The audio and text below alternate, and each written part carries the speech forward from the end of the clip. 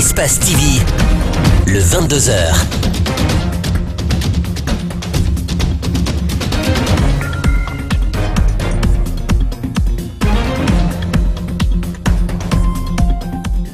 À la une de l'actualité nationale, un accident de la circulation a fait 4 morts ce mercredi matin à Kolea. Les témoins sur place parlent d'excès de vitesse. Le conducteur est l'une des victimes du drame. Les occupants de la décharge publique de Dar es Salaam refusent de partir. Pourtant, le ministère de la Ville et de l'Aménagement du Territoire informe du déguerpissement imminent aux alentours du site. Si certains habitants demandent un dédommagement suffisant, d'autres ne veulent pas quitter le quartier. Des milliers d'opposants vénézuéliens manifestent pour convaincre l'armée de tourner le dos au président Nicolás Maduro. Difficile pour l'heure puisque les militaires serrent les reins après l'autoproclamation de l'opposant Juan Guaido comme président par intérim. Bonsoir et bienvenue à tous.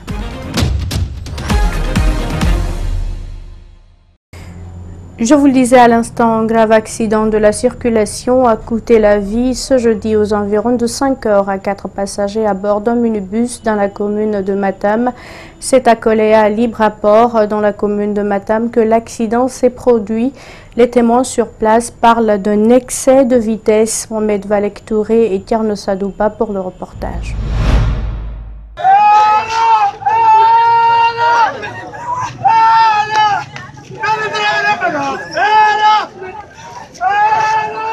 C'est un minibus immatriculé RC 5224Q qui quittait la banlieue aux environs de 5 heures du matin pour le centre-ville de Kaloum. Avec à son bord plusieurs passagers. Il a percuté ce camion qui était stationné à Kolea dans la commune de Matam. Un accident qui a coûté la vie à 4 personnes et fait 7 blessés graves. À l'origine de l'accident, l'excès de vitesse selon les témoins trouvés sur place. Sur les images, on voit un minibus totalement broyé et du sang éparpillé partout.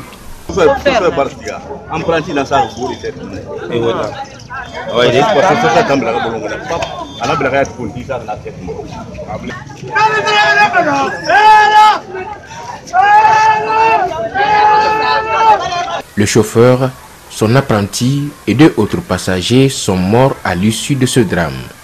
Sur la chaussée, les impacts sont nettement visibles.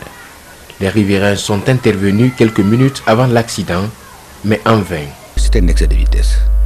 L'allure était extraordinaire, parce que quand vous voyez un minibus qui est déchiqueté de la cabine jusqu'à la fin, ça vous ne pouvez pas imaginer. Selon le constat de la sécurité routière, ce gros porteur était certes bien garé, mais il lui manquait un triangle. Le fautif est selon eux le conducteur du minibus qui roulait à vive allure. Les gros porteurs là, quand ils tombent en panne, ils n'ont qu'à prendre toutes les dispositions. Placer des triangles de présignalisation et chercher à dégager la chaussée. Les accidents mortels sont récurrents sur les routes à Conakry et à l'intérieur du pays. Justement, il s'est ouvert ce jeudi à Conakry une rencontre sous-régionale sur la gouvernance de la sécurité routière et la citoyenneté. Cette rencontre traite des accidents de la circulation. Objectif, attirer l'attention des uns et des autres sur la nécessité de prendre des mesures pour réduire considérablement les drames sur les routes en Afrique de l'Ouest. Idrissa Bari et Ibrahima Souma pour le compte-rendu. C'est en mars 2010 que les Nations Unies ont proclamé la décennie d'action pour la sécurité routière 2011-2020. Le document du plan mondial pour la décennie d'action, s'il est appliqué, pourra alors stabiliser ou réduire le nombre de décès imputables aux accidents de la circulation dans le monde. C'est dans le but d'échanger autour de cette problématique que l'Organisation guinéenne de la citoyenneté a initié cet atelier sous-régional sur la gouvernance de la sécurité routière et la citoyenneté. Nous seuls, on ne peut pas mener la campagne là. Il faudra que vous les journalistes et nous, qu'on se donne les mains pour qu'on puisse éduquer nos concitoyens. C'est les piétons et les cyclistes qui sont les plus endeuillés. Donc il faut expliquer aux automobilistes d'éviter de prendre de l'alcool, de respecter le code de la route. Selon un rapport de l'Organisation mondiale de la santé, 1 300 000 personnes décèdent chaque année des suites d'accidents de la circulation. L'objectif de la décennie d'action pour la sécurité routière est de réduire ce taux à 7 500 d'ici à 2020. Pour cela, les États ouest-africains doivent prendre les mesures qui s'imposent et cela passe nécessairement par des échanges d'expériences. Cette gouvernance de la sécurité routière concerne tout le monde et tous les acteurs qui doivent être impliqués doivent considérablement revoir sa stratégie pour l'adapter à l'évolution de ce phénomène. En 2017, les routes guinéennes ont endeuillé plus de 1185 victimes selon le rapport d'enquête de l'EGC. Un bilan qui a attiré l'attention des autorités guinéennes qui envisagent des mesures correctives pour réduire ce chiffre. Dans le cadre, n'est-ce pas, de la sécurité routière, d'autres dispositions sont envisagées au niveau du ministère des Transports, notamment la création de l'Agence guinéenne de la sécurité routière. Ça va nous permettre d'informer les usagers de la route, les sensibiliser. Et d'ailleurs, c'est le lieu de remercier le ministère des Transports, sans démagogie, qui est en train de mettre les panneaux de signalisation pour que chaque voie parle. Ce jeudi, un cas d'accident mortel a été enregistré dans la capitale guinéenne. Le bilan de ce drame fait état de 4 morts et plusieurs blessés graves. Autre chose dans ce journal, décharge de Dar es Salaam, le bras de fer persiste entre gouvernement et habitants au sujet du déguerpissement des occupants des lieux. Cette semaine encore, le gouvernorat a évoqué le cas avec l'administration du quartier. Chez les citoyens, les uns réclament un dédommagement suffisant et les autres estiment que ce sont plutôt les ordures qui doivent quitter. Reportage Abdoulaye Sadio Diallo et Abdoulaye Kamara. Dar es Salaam 2. L'Himalaya d'ordures au cœur de la commune de Ratouma fume depuis plusieurs décennies. Les habitants du quartier qui aspirent cette fumée toxique au quotidien refusent de quitter les lieux malgré les avertissements répétitifs du gouvernement. Cette semaine encore, les autorités du quartier ont été saisies par leur hiérarchie pour la même cause. Le mardi dernier, j'ai été invité par le gouverneur de la ville de Conakry avec mes chefs de secteur. Il nous a dit qu'on l'a instruit de nous dire, d'informer nos citoyens de déguerpir les lieux. Maintenant, tout le monde sait à combien on peut avoir un terrain. C'est pas moins de 50 millions. Bon, construire maintenant, ça aussi ça part. Le temps passe, mais les habitants, eux, campent sur leur position. Si certains conditionnent leur départ par un dédommagement suffisant de l'État, par contre, d'autres ne sont pas prêts à partir, quelles que soient les conditions. Il faut chasser les ordures pour mettre les hommes, et non de chasser les hommes pour envoyer les ordures. La mairie de Ratouma dit suivre l'affaire à la loupe. À défaut du nouveau bureau exécutif qui ne fonctionne toujours pas, la secrétaire générale s'exprime. Voir la hiérarchie, qu'ils puissent accepter de majorer un peu le montant qui est prévu pour eux. Vous voyez, parce que déjà d'autres disent qu'avec 20 millions, ils ne peuvent pas s'acheter un terrain avec, ils ne peuvent pas construire avec. Moi, je vais leur demander de quitter. Parce que le lieu n'est pas propice. Quand il y a eu le boulement, on a vu ce qui s'est passé, il y a eu des morts. On ne voudrait plus qu'il y ait encore des morts. En août 2017, un éboulement survenu à cette même décharge avait coûté la vie à 8 personnes. Malgré ce drame, une solution définitive peine à être trouvée.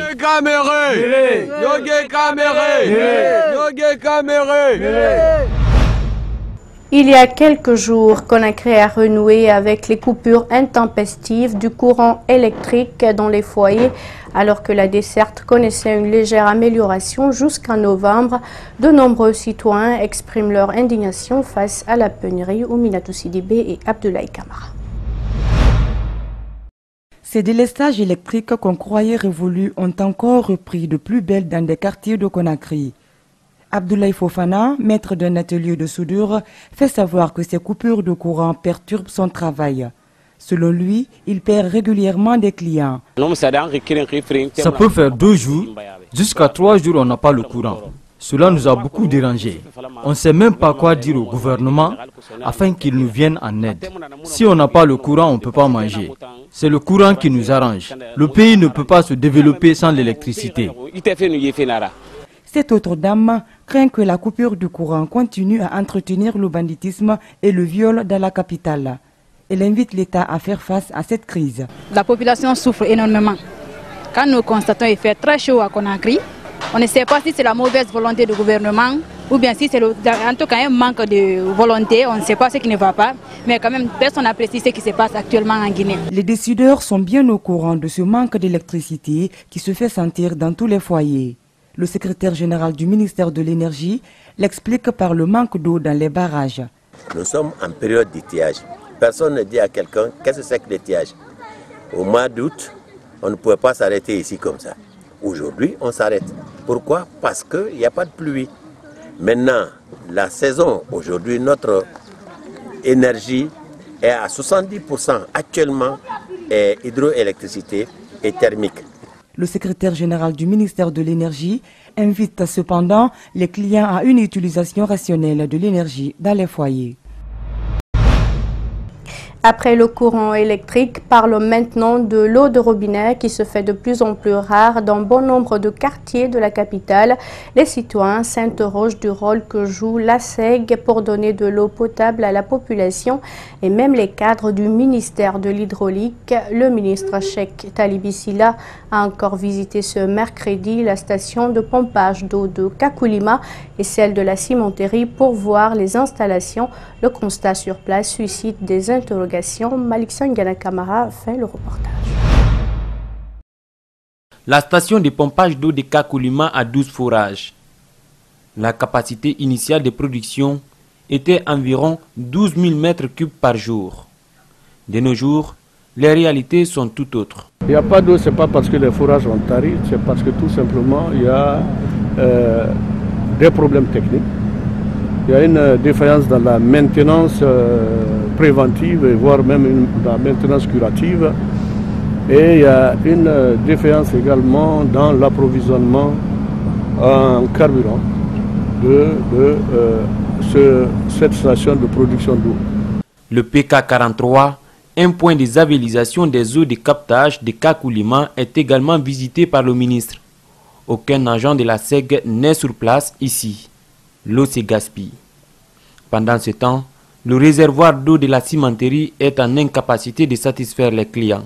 On n'arrive pas à donner l'eau à la population. Moi, je suis là, premièrement pour donner, je suis là 24 sur 24 pour donner l'eau à la population. Mais on n'arrive pas. Chaque fois que j'appelle, on me dit que il n'y a pas de courant, il n'y a pas de gasoil. Chaque fois, il n'y a pas de gasoil, il n'y a pas de courant. Je dis, mais comment vous voulez qu'on fait maintenant? L'eau pompée à partir de Kakoulima est stationnée dans le réservoir de 2500 mètres cubes d'eau de la cimenterie. Ce réservoir permet de desservir les zones hautes de Baïlubaya, Soumfounia, Samatran. Aujourd'hui, ce que nous avons constaté, il y a des forages qui sont en panne, il y a la station de pompage de reprise d'eau traitée pour être envoyée contre ce réservoir. Là aussi, on a des pompes qui sont en panne. Et sur une production réceptionnée, quand les travaux étaient finis, c'est 9000 mètres cubes d'eau par jour. Et ce que j'ai vu dans les livrets, c'est 2225 mètres cubes. Le ministre Cheikh promet d'apporter des mesures d'urgence à la SEG pour desservir les populations de Conakry en eau potable. Parlons éducation maintenant. Depuis 2 ans, les élèves guinéens sont attirés par les sciences exactes. Dans la commune de Matoto, par exemple, en 2018, 60% des admis au brevet d'études du premier cycle ont choisi les mathématiques. Et selon le témoignage de nombreux encadreurs, ces élèves sont persévérants et sérieux.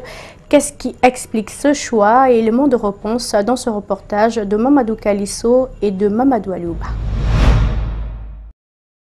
Selon les chiffres fournis par la direction communale de l'éducation de Matoto, en 2017, sur 6145 admis au BEPC, 42,5% ont été orientés en sciences maths. En 2018, sur les 5946 admis, 60% ont choisi les mathématiques.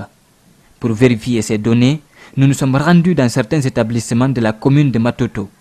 Au lycée El Hadj Bouakar Birobari, à Sangoya, sur un effectif de 2134 élèves, 61% font les sciences mathématiques.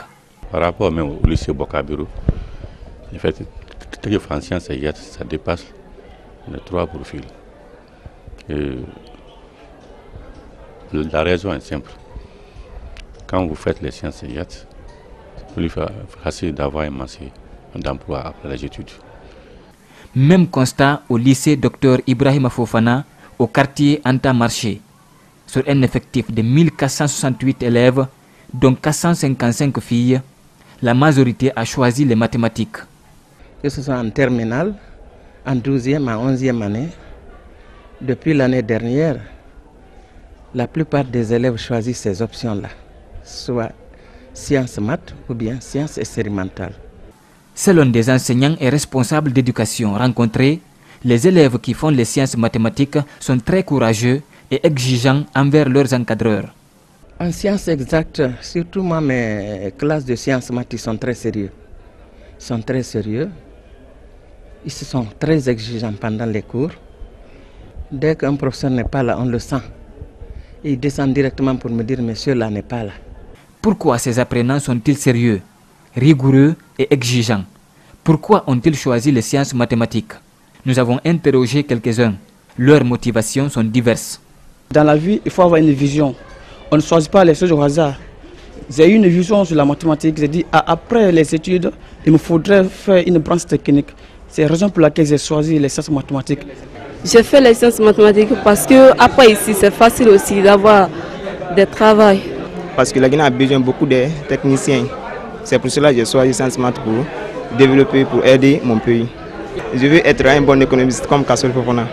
Si certains ont choisi les mathématiques pour devenir des architectes ou économistes comme Ibrahima Kassori Fofana, d'autres le font parce que... Vous savez, comme ici il y a trop d'échecs dans les deux autres options, comme ici la science sociale et la science expérimentale, c'est pourquoi les gens ici essayent de faire ici la science mathématique, vous voyez. Pour cet enseignant rencontré en situation de classe, les mathématiques, c'est la vie. Quand vous prenez les mathématiciens, la plupart des mathématiciens qui sont conscients et qui travaillent durement durant leur cycle scolaire et même universitaire se retrouvent très rarement au chômage. Parce qu'en un mot, le mathématicien, c'est quelqu'un qui s'applique à la nature, qui vit en fonction de l'évolution de la nature. Pour permettre à tous ces élèves de concrétiser leurs rêves, cet enseignant croit que l'implication de l'État est nécessaire. Il faut des fois sortir et appliquer la théorie un peu à la pratique. Et ça, c'est pour les inciter tout en les montrant réellement l'importance des sciences mathématiques de la nature. Sur le train du changement vers les sciences mathématiques, les filles ne sont pas restées au quai. Sur les 3590 élèves orientés en maths en 2018 dans la commune de Matoto, 1547 sont des filles, soit 43%. Un pont de lecture pour enfants situé au 2 octobre a été inauguré ce samedi à Conakry. Cette initiative de l'UNICEF, qui entre dans le cadre de Conakry, capitale mondiale du livre, vise ainsi à galvaniser l'énergie des enfants à la lecture afin que ceux-ci puissent participer au développement du pays. Ouminatou Sidibé et Abou Koriakoum. La construction de cet édifice est placée sous le label de l'événement de Conakry, capitale mondiale du livre. Pour Sansi Kabadiakité, créer ce point de lecture est l'un des objectifs qu'il a atteint, donner du goût aux enfants guinéens à la lecture afin d'enrichir leur vocabulaire. Les enfants de Guinée ont soif de livres, ont soif de lecture. Et c'est la lecture qui leur permettra d'aller de l'avant. Je sais que vous êtes à nos côtés, que vous allez nous accompagner.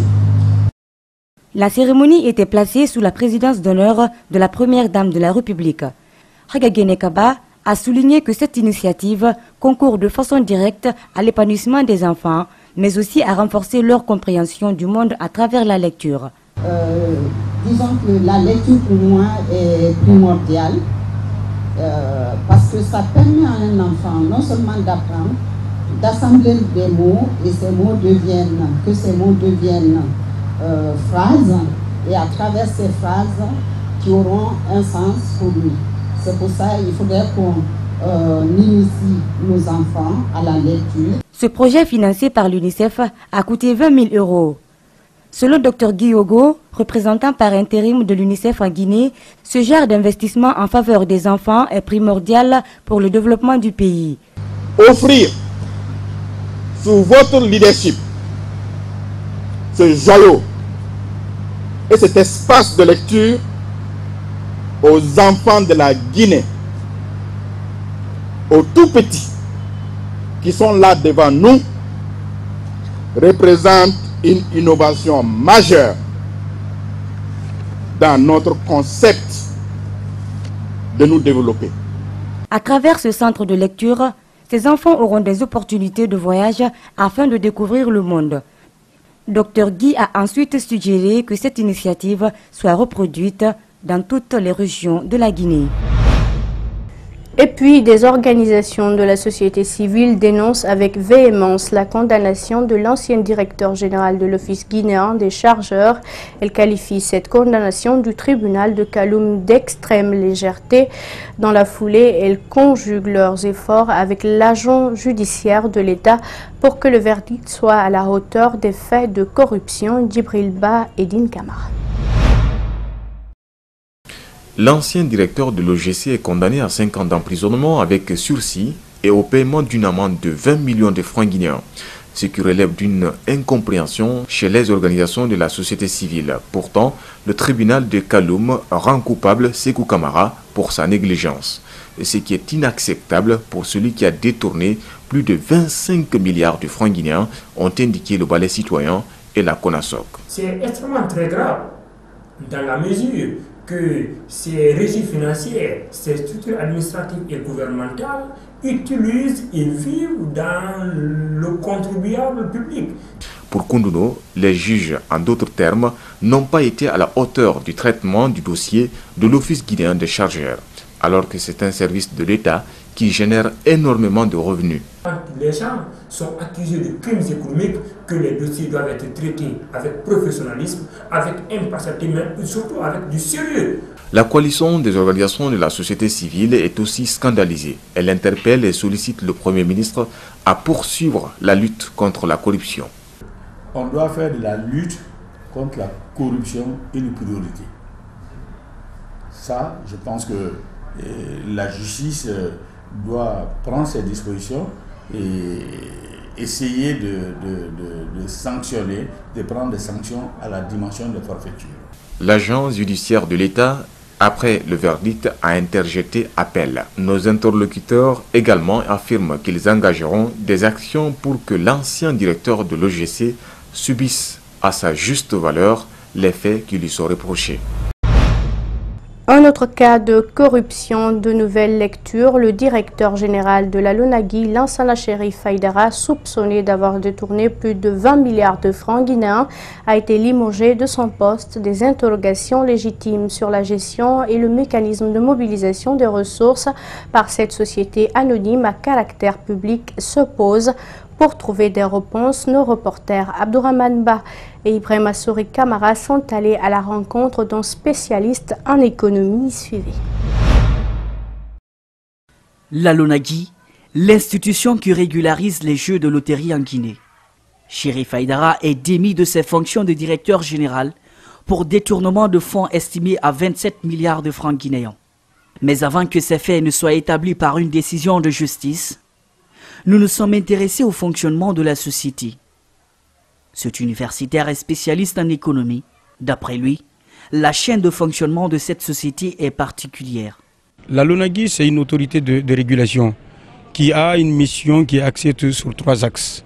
Le premier, c'est l'organisation. Le deuxième, c'est la gestion. Le troisième, c'est l'exploitation de tout ce qui est jeux de loterie. Tombola, Guinée Games, ainsi de suite.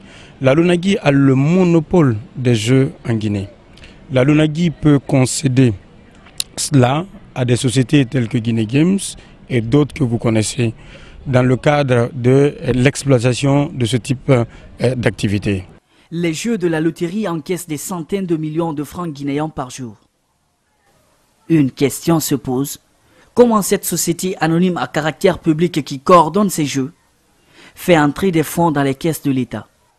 La LONAGUI collecte ce qu'on appelle les ressources publiques à travers le paiement des licences d'exploitation que les sociétés qui sont concessionnaires lui versent. La LONAGUI également perçoit des ressources sur le montant payés par les parieurs. Aujourd'hui, cette société étatique est sans doute dans le viseur du Premier ministre qui a engagé une campagne de lutte contre la corruption et le détournement des biens de l'État. Mais en attendant que ce dossier soit épluché par la justice, les citoyens se demandent si ces fonds perçus par cette société sont reversés dans les caisses de l'État. La Cour suprême se déclare incompétente dans le traitement du contentieux électoral à Matoto. Elle a rendu son verdict ce jeudi. La Cour avait été saisie par le candidat de l'UFDG à la mairie de cette municipalité, la plus grande du pays. Suivez. Au fond, la Cour a constaté que la décision du ministre est indissociable du contentieux électoral et conséquemment s'est déclaré incompétent. La conséquence que nous tirons de cette décision, c'est que nous sortons vainqueurs de cette décision. Pourquoi? Cela revient à dire que la Chambre administrative, dans notre interprétation, n'a pas considéré la décision du ministre de l'administration du territoire. A plutôt estimé qu'il n'appartient pas au ministre de l'administration du territoire de prendre une décision en lieu et place des tribunaux. Et maintenant, la partie la plus diligente ou qui se sentirait lésée pourrait saisir le tribunal de première instance du contentieux. Pour nous, il n'y a plus de contentieux. Donc nous sortons satisfaits de cette décision parce que pour nous, la Cour suprême, dans sa chambre administrative, a estimé que la décision du ministre de l'administration du territoire est nulle par rapport à l'article 114 qui donne la compétence au tribunal de première instance pour trancher le contentieux. Et ce contentieux par rapport aux faits, comme vous le savez, se sont déroulés à Matoto et sont indissociables aux élections proprement dites. Et le contentieux électoral, comme vous le savez, se rapporte non seulement aux faits et opérations qui se situent avant les élections, qui se rapporte aux élections proprement dites et qui se situent également à tout ce qui adviennent après les élections. Or, les faits imputés au ministre se rapportent effectivement à ces élections dont sont indissociables aux élections dont il s'agit. Conformément à l'article 114 du Code électoral, le contentieux électoral relève du ressort du tribunal de première instance du lieu de la situation où des faits sont survenus. Or, Matoto étant donc situé dans le territoire de Mafanko, en l'espèce, on a eu saisi ce tribunal-là et non la Cour suprême. Donc aujourd'hui, le contentieux électoral n'est plus la compétence de la Cour suprême.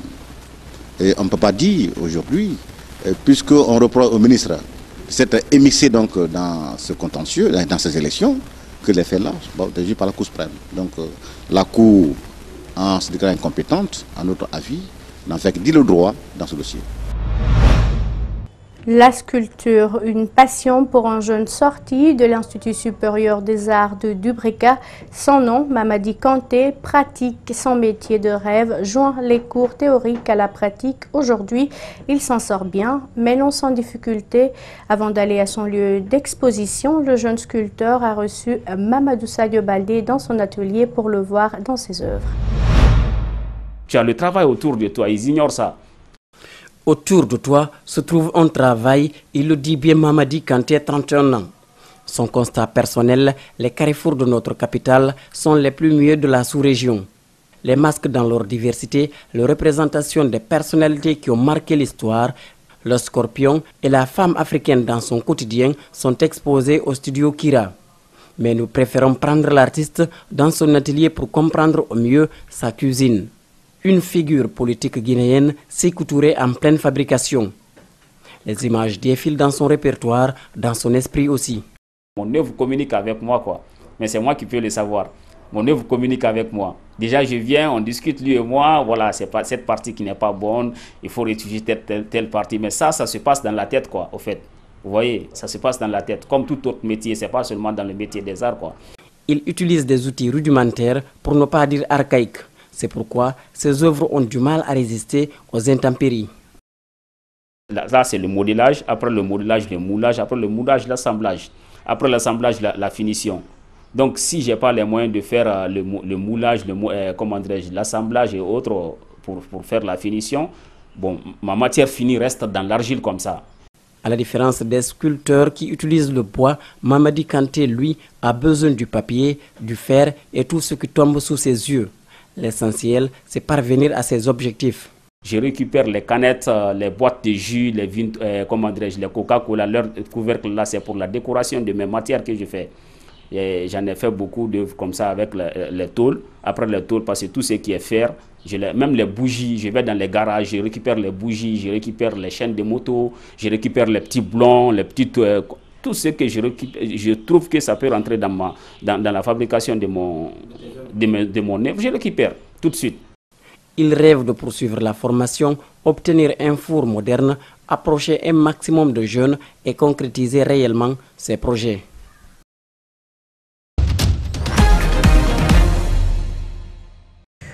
Ailleurs dans le monde, des milliers d'opposants vénézuéliens manifestent pour convaincre l'armée de tourner le dos au président Nicolás Maduro qui tente de serrer les rangs après l'autoproclamation de l'opposant Juan Guaido comme président par intérim.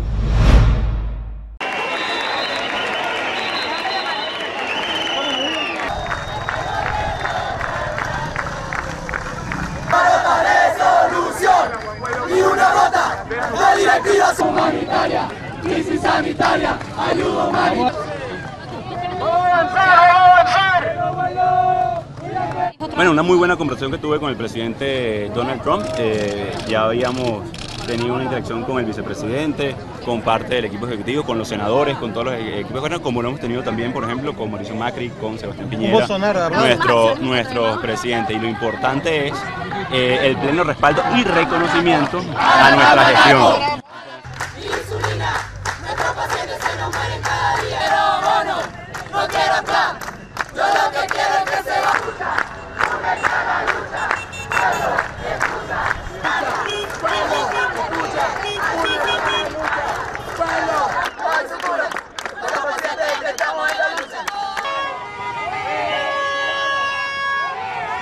Por la apertura del canal humanitario, porque nosotros no queremos irnos de nuestro país, queremos seguir en Venezuela luchando por nuestro país, por lo que cada día nuestros pacientes sufren por falta de insumos, de medicinas. Queremos unas elecciones libres y dignas, nos las merecemos, nosotros somos Hemos luchado durante 20 años con esto, ya no aguantamos más.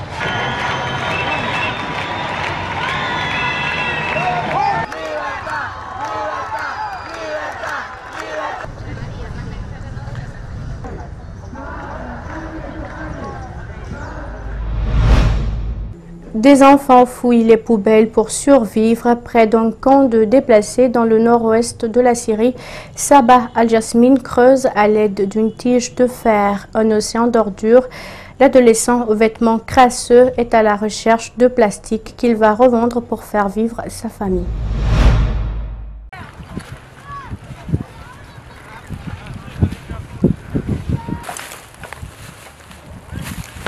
لا قاتل لا شيء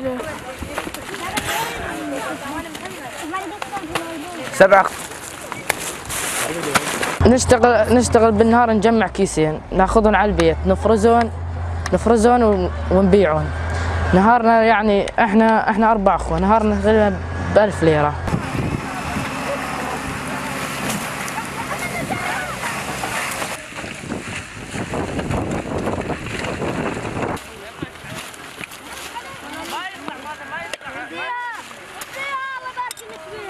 وأنا والله يعني لما يروحون ولادي لو أقدر أشتغل، لما يروحون يعني أخيو على المكبة يعني ألقى حتى حالي صغير يعني ومقهور يعني فعلا مقهور على طول أخيو إنه يعني ولادي مو يعني ما اشتغلوا بالمكبات إلا لا حول ولا قوة إلا بالله مش لكم تعيش.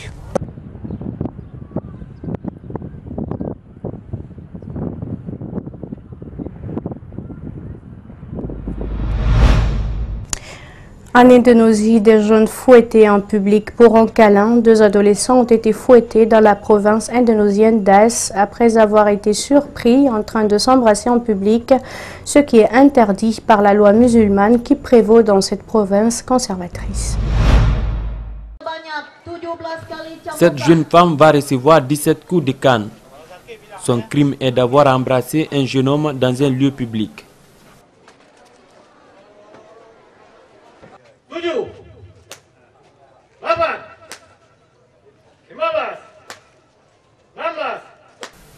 La loi musulmane dans cette province conservatrice interdit d'embrasser en public. Cette correction est publique, personne pour plaider. Bermanfaat bagi saya karena supaya masyarakat ini yang ibu-ibu yang punya anak gadis ataupun yang pihak anak muda harus dinasihatkan kalau memang sekolah betul-betul sekolah jangan membuat aib kepada orang tua. Dia yang membuat kita orang tua seluruh keluarga besar ikut malu. Menyampaikan kepada halayak pelaksanaan syariat Islam itu kepada siapa saja itu tetap dilaksanakan. Itu satu. Kemudian yang kedua, juga pelaksanaan syariat Islam itu bukan untuk mencederai.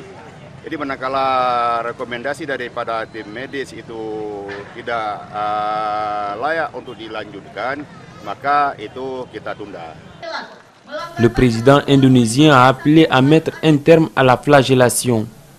Mais la population d'Ash continue de soutenir cette pratique. L'homme, au même titre que la femme, a été également corrigé. Voilà qui met fin à ce journal à tous. Merci de l'avoir suivi. Merci également à l'équipe de la rédaction ainsi qu'à celle technique. Surtout, restez avec nous. Nos programmes continuent sur Espace TV. Au revoir.